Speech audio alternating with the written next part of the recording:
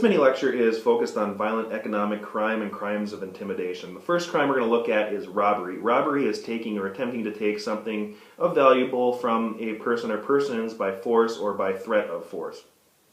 Strong armed robberies where there is not a weapon is more likely to result in injury than robberies where weapons are actually used. 90% of robbers are male, and 2/3 of them are under the age of 25. Robbery accounts for 35% of all violent crimes and 4% of all arrests. So where do robberies happen? Well, 43% of them happens in the streets or in highways. 15% happens in an individual's residence, 14% in a commercial establishment, almost 6% in convenience stores, and 3% in gas stations or service stations, and 17% are in various other places, and 2% actually are bank robberies. So I want to focus on bank robbery for a second. Violence in bank robbery is fairly rare, but it does happen, and it usually happens when the bank robber loses a sense of control over the situation. Luckily, 75% of all bank robbers are eventually caught, but only 15% are caught in the bank or near the vicinity of the bank, so they usually have a few days time to get away with it. The typical score in a bank robbery, this is based on a little bit older data, is about $8,000, and oftentimes that money isn't recovered, or big portions of it aren't recovered because of those few days that they have to go out and spend on drugs or pay off criminal debts or whatever. 80% of offenders tend to work alone. When they are in groups, they tend to be more professional types of offenders, and professional bank robbers tend to be armed and in disguises. Amateur bank offenders tend to be more impulsive, and they aim to gain some need, such as the need for drugs. Bank robbers in age tend to be between the ages of 18 and 29, and the majority are males. So now moving into a whole different world. Any illegal act that involves the internet or computer system is called a cybercrime. So there's several different types of cybercrimes, and here's a few of the biggies. There's computer hacking, so getting into a computer system that doesn't belong to you, oftentimes stealing data, credit card numbers, names, that types of thing. Virus generation, so creating programs that steal information or wreck a person's computer programs. Theft of communications, breaking into people's internet phone calls or Skype calls. Software piracy, which we've already talked about. Illegal pornography or child pornography. Illegal gambling. Again, gambling isn't illegal online everywhere, but in some states and some countries it is. And cyber stalking and cyber bullying, which we see a lot more because more and more people are getting online and on things like Facebook and MySpace. So shifting gears once again, we're looking at stalking. Stalking is the course of conduct directed at a specific person that involves repeated physical or visual proximity, non-consensual communication, or verbal, written, or implied threats that cause fear in a reasonable person.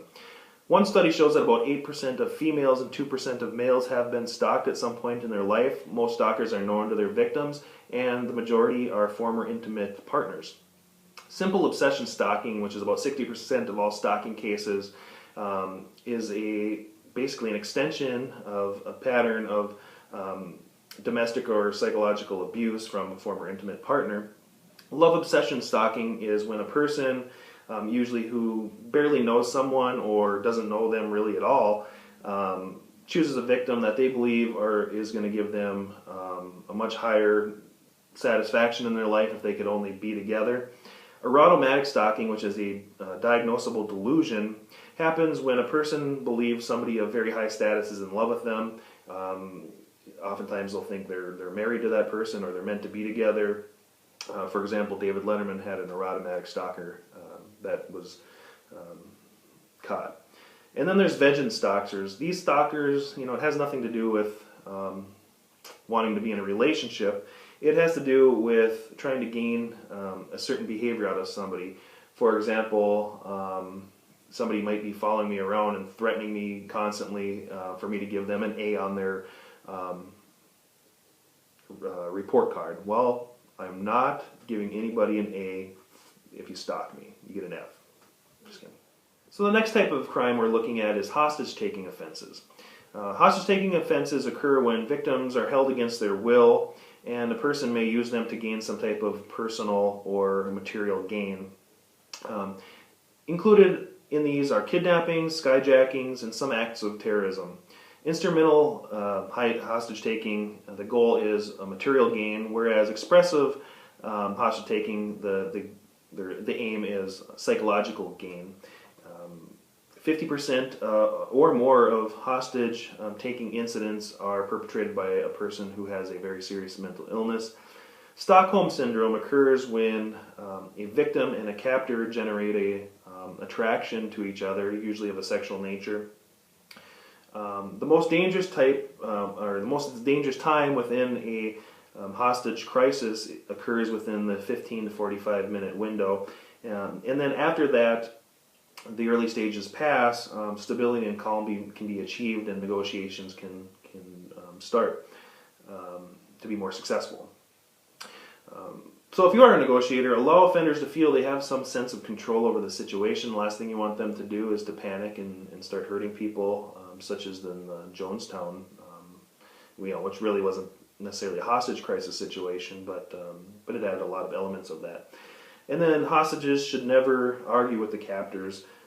So if you're ever taken hostage, try to mask your how upset and your hatred for the captors. Arson is the willful burning or attempt to burn a dwelling, building, vehicle, etc. of your property of yourself or somebody else, with or without intent to defraud somebody. There's about 65,000 arsons a year, and about half of those were set by juveniles.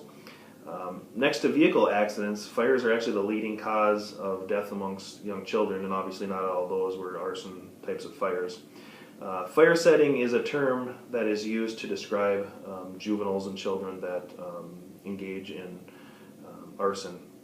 So when looking at the development of a child arsonist, we find that they have an early interest in fires. This develops into playing with fire, and that develops into actual fire setting. And then more and more fires they set, and then the more and more significant fires they set. Children become more habitual fire setters, tend to be very impulsive, and they oftentimes are very awkward socially, have a hard time maintaining and obtaining friendships. Conduct disorder is the most common diagnosis found in juveniles that set fires.